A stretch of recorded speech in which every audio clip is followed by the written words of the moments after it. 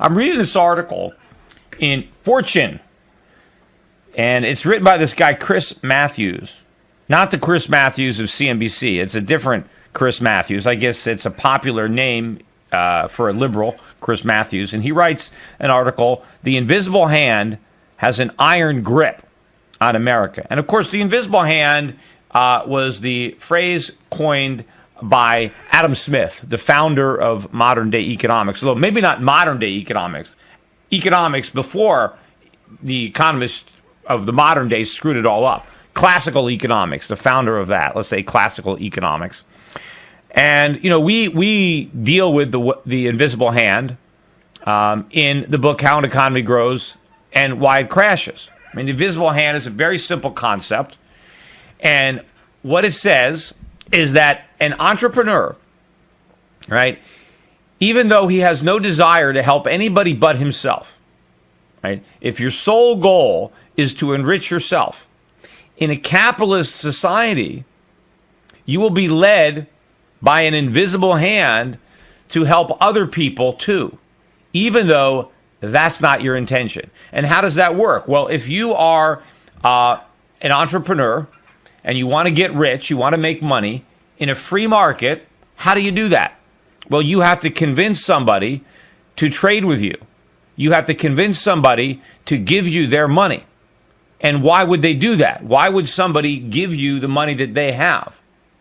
Well, because you have something of value for them. You're able to give them something they value more than the money that they have. So if you're going to sell a product, in order to get someone to buy it, they have to value your product more than the cost of paying for it. So you have to create value. You have to figure out what somebody else wants and then find out how to supply it to them.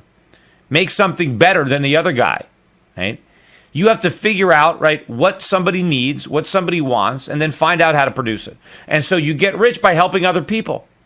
And of course, in the process, maybe you have to hire some people. Maybe you end up creating jobs. I mean, when somebody starts a business, right, they say, oh, you're a job creator. But nobody who starts a business, their goal isn't to create jobs. Their goal is to enrich themselves. But in order to do that, they have to create employment opportunities for other people. And in order to enrich themselves, they have to better the lives of other people. I mean, maybe, let's say Thomas Edison, comes up with the light bulb, right? Why did he come up with the light bulb? Because he was a great humanitarian and he just, wanted people to have light? No, he wanted to make money. Hey, if I can find a way to light up the darkness, maybe if I can make candles obsolete, if I can give somebody something better, I can make money, right? If you can solve a problem, right? If I can build a better mousetrap, I'll make money.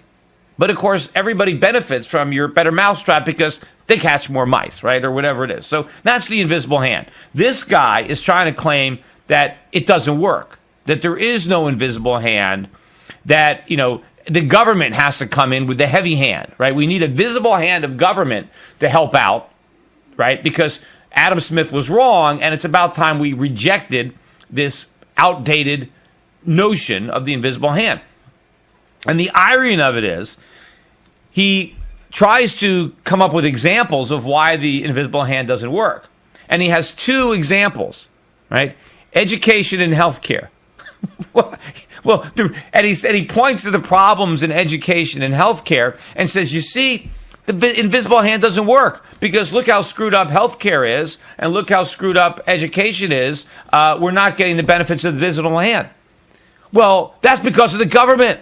The reason that you don't see the free market benefits in education and healthcare that you see in other areas of society is because those are the areas where the government is heavily involved.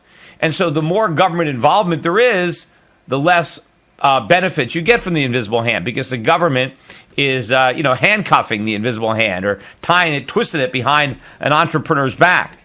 But if we had freer markets in education, of course the invisible hand would work, right?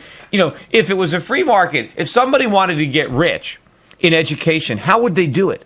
They would come up with a school, right, that was better and was cheaper. But the customers don't have the money. If your kid's in public school, you don't have any money. Even if somebody comes up with a better school that costs less, You can't go there because your taxes are already paying for your public school. You have no extra money, even if, so if the public school is spending $10,000 per pupil and a private school can do it for $5,000 and do it better, the parent can't take advantage of that. Visible hand can't work because the government is there. Same thing in healthcare.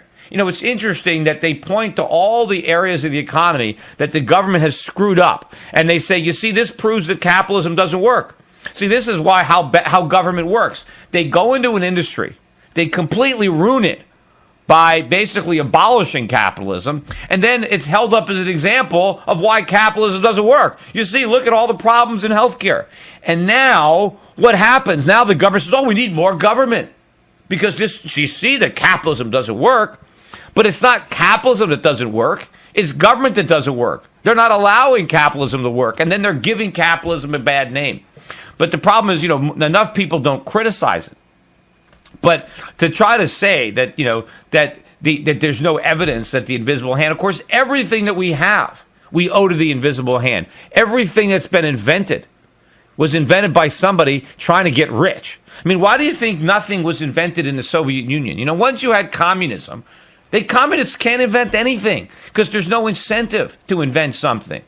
Why? You're not going to benefit from it, and then, of course, nobody knows where the next great idea is going to come from. In a communist society, the politicians, just allocate tasks. You do this, you do that. I mean, who knew that the Wright brothers, they were in the bicycle business. They invented an airplane. You think in a communist system that would have ever happened? How would a bicycle shop come up with an airplane? They wouldn't even be allowed to do that. Hey, you guys make bikes. That's it. All you do is make bikes. We don't want you to make anything else. You're the bike makers. And they prove those. They wouldn't even find the Wright brothers. They have somebody else making bikes.